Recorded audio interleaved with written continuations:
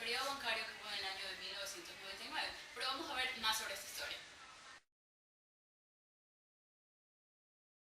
De comer para poder ahorrar mi dinero. Mi hijo me dice, mami, yo quiero verle a mi papi. Le digo, mi hijo, estamos reuniendo un poquito de dinero para que venga mi marido. Y él en junio ya venía con la idea de que ya tenía reunido algo. Y ahora imagínense, con todo lo que nos quitan y nos hacen perder. No es posible eso, no.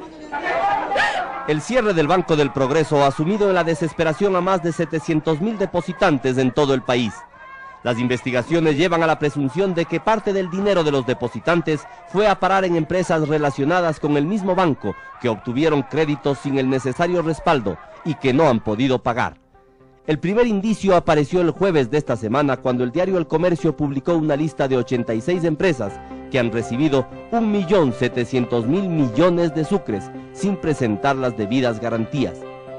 Pero eso no es sino el comienzo. Al 31 de diciembre de 1998, Electroecuador, Emelec, debía 204.000 millones de sucres, el canal CITV 120.000 millones, Novamundo S.A. 118.000 millones, Nova Premium 91.000 millones y Constructores S.A. 87.000 millones. Otro de los grandes deudores del banco es la empresa Costa Trading, exportadora de banano, que a diciembre de 1998 debía 196.000 millones.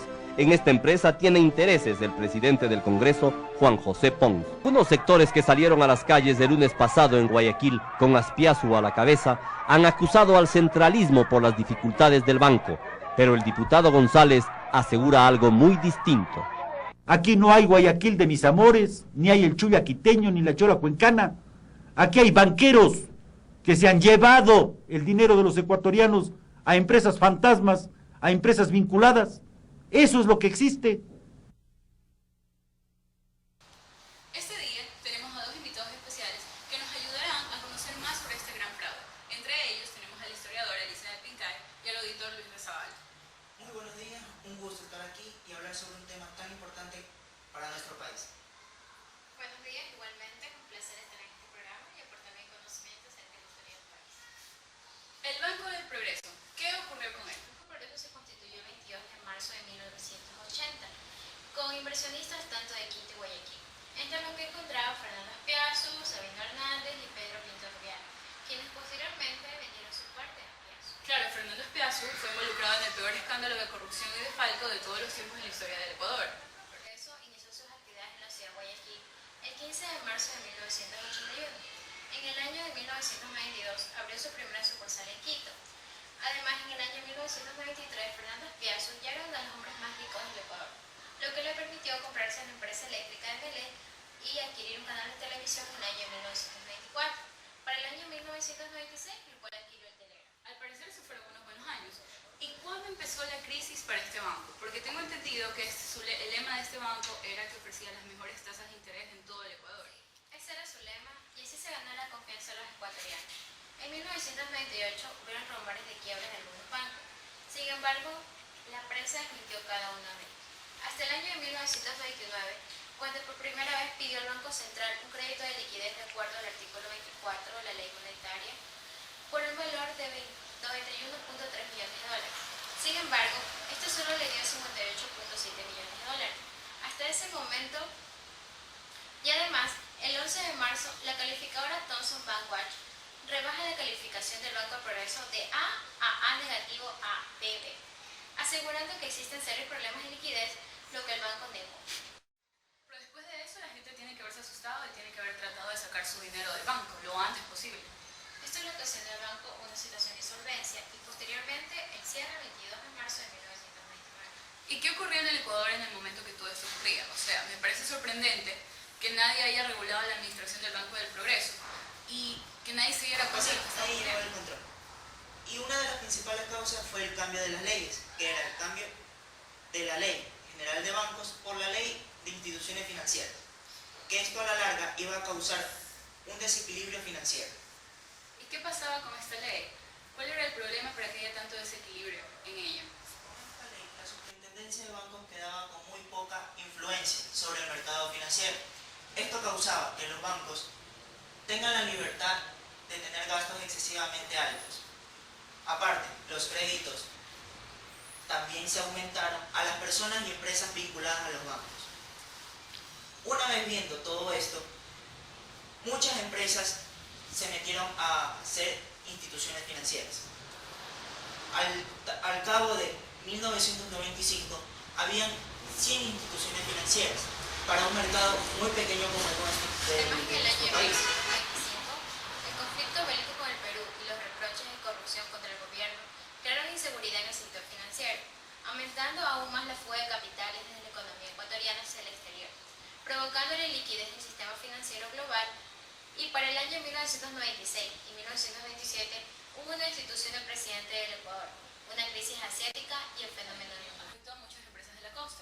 Esto debe haber aumentado la cartera vencida de las instituciones financieras de las cuales hayan hecho préstamos. Mundial recomendó la fundación de instituciones que estableciera una confianza del sistema financiero y reduzca la fuga de capitales, fundándose la Agencia de Garantía de Depósitos. El Banco del Progreso, sé que se firmaron varios pagarés endosados a favor del banco, pero ¿qué pasaba con estos documentos? Para el año de 1998, la entidad bancaria prestó $163 millones a 86 empresas vinculadas. Estos préstamos se realizaron sin las correspondientes garantías. Según informa la Superintendencia de Bancos, la cual decía que 24 deudores no disponían de evidencias de entrega en garantías en el departamento de custodia. En 62 casos, las garantías eran varios pagarés endosados a favor del Progreso, que de acuerdo a las disposiciones legales no constituyen garantías adecuadas. El Banco Progreso registraba 331 empresas fantasma que habría recibido préstamos por un monto de $533 millones. Estas empresas, al ser constituidas y registradas en la Superintendencia de Compañías, declaraban como capitales y recibieron del Banco del Progreso créditos de miles de dólares. Haber hecho mediante la generación de créditos vinculados, donde podría financiar sus propios proyectos de inversión pertenecientes a su holding, en desmedro del Banco del Progreso y por Empresas supuesto y expertos en el área reclamaban una auditoría externa del sistema bancario, ya que no existía confianza en la Superintendencia de Bancos. Por este motivo, trajeron consultores internacionales al país. Los resultados de la auditoría internacional diferían mucho con los de la Superintendencia de Bancos. 7 instituciones financieras eran insolventes y otras 10 no contaban con el permiso técnico necesario Y a pesar de todos esos problemas, Fernando Espiazu pidió una reestructuración del banco. En 1929, dada la insolvencia presentada por el Banco del Progreso, el banquero Fernando Espiazu exige una reestructuración del banco con un crédito del Banco Central, aduciendo que este restringió auxilios a los bancos de la costa, particularmente de Guayaquil, favoreciendo a los bancos de la sierra con los depósitos del sector público, y así solicitó a la Junta Bancaria le conceda un plazo. Pero el banco suspendió todas sus actividades. Solo tenía autorización para cobrar operaciones de cartera y atender retiros de cuentas ahorristas, hasta que logre recapitalizarse. Así es como el Banco Central del Ecuador entrega al Banco del Progreso un crédito por los $32.6 millones, mantenidos en cambio, el que proviene del saldo del monto global previamente solicitado al Banco Central, por $91.3 millones, cuya primera cuota ya se había entregado. Por otro lado, la Junta Bancaria encargó al superintendente de bancos la contratación de una auditoría internacional por parte de la empresa Deloitte para que estableciera la real situación financiera en la que se encontraba el Banco del Progreso, y en sus resultados se basaría la Junta para determinar el monto de recapitalizar, como las demás condiciones para la reapertura de la institución. De cumplirse con los requerimientos de la capitalización, el banco procedería a la reapertura; de lo contrario, pasará a saneamiento.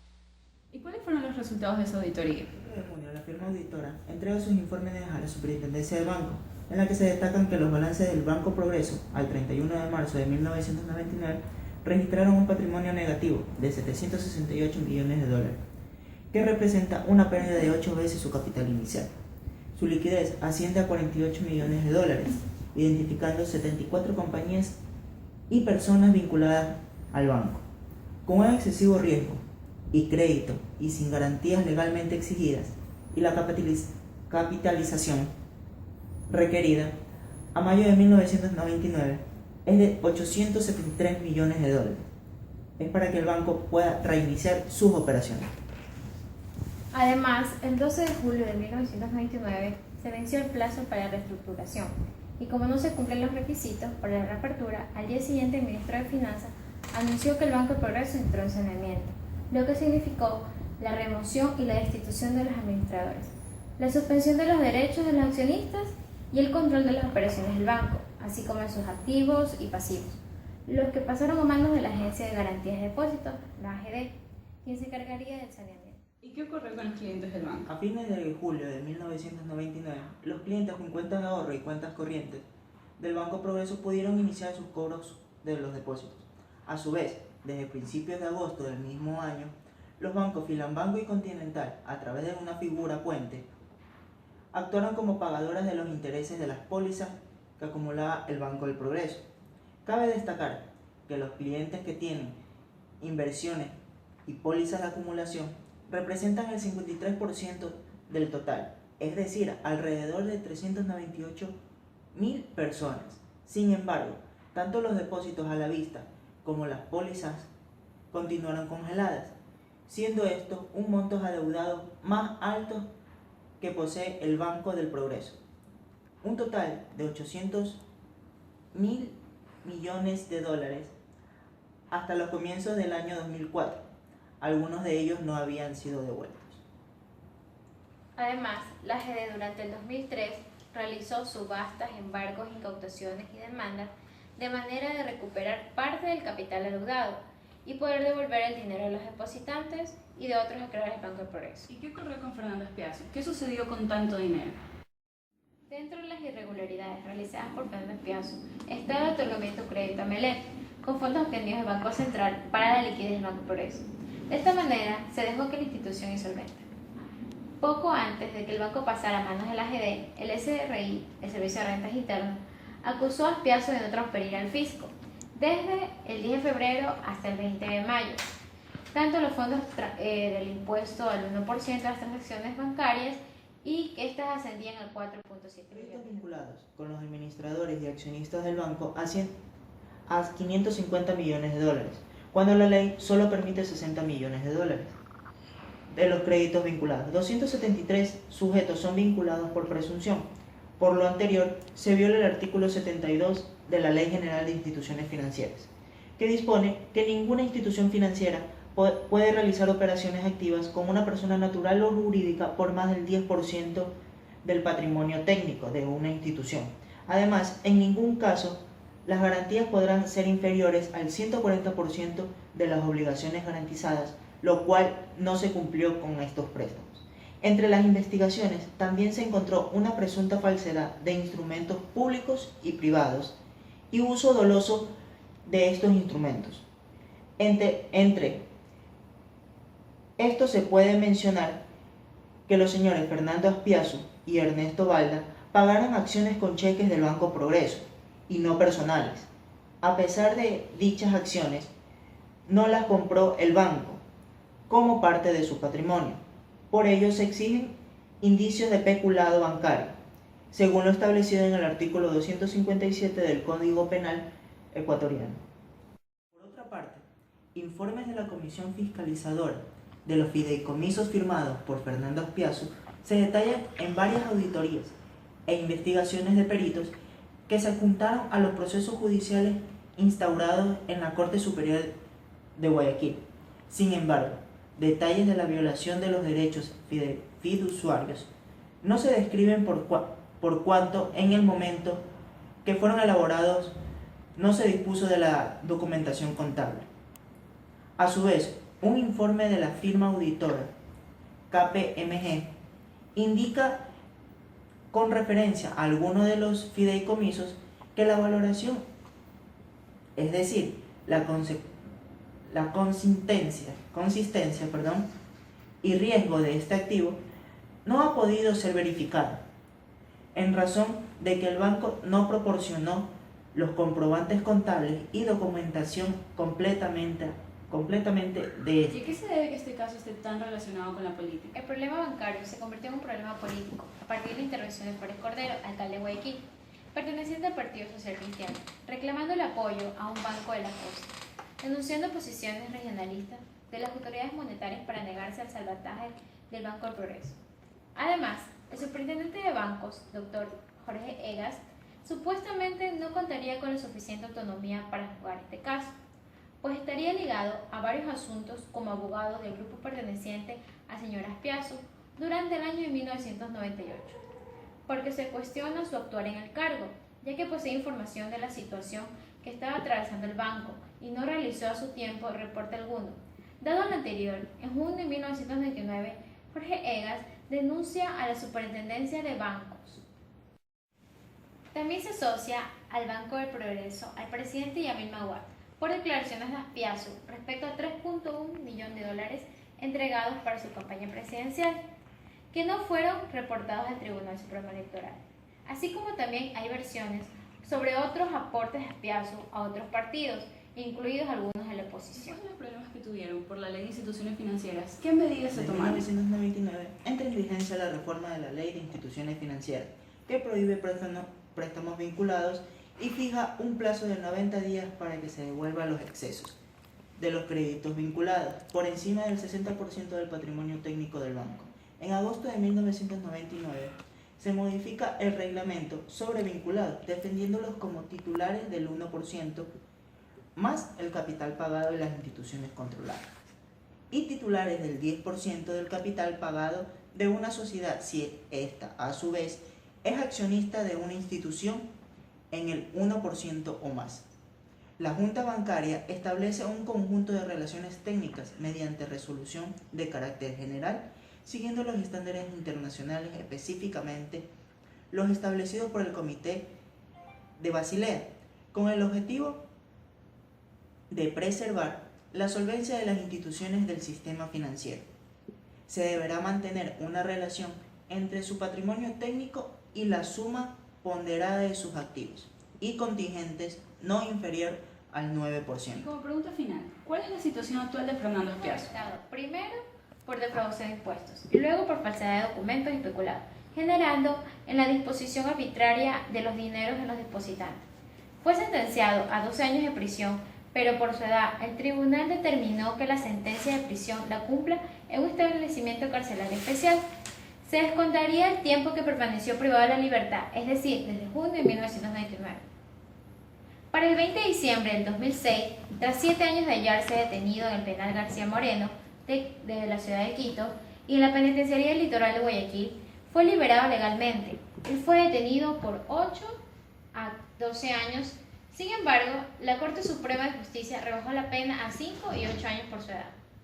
Sin embargo, el ex banquero es condenado a pagar a la AGD $442 millones para el año del 2012. Fernando Spiazzo fue declarado insolvente por decisión. Muchas gracias por haber estado aquí y responder a nuestras preguntas sobre este gran caso. Muchas gracias, igualmente. Gracias por Espero les haya gustado el programa de hoy y los veo en otra próxima emisión de Huellas del Ecuador.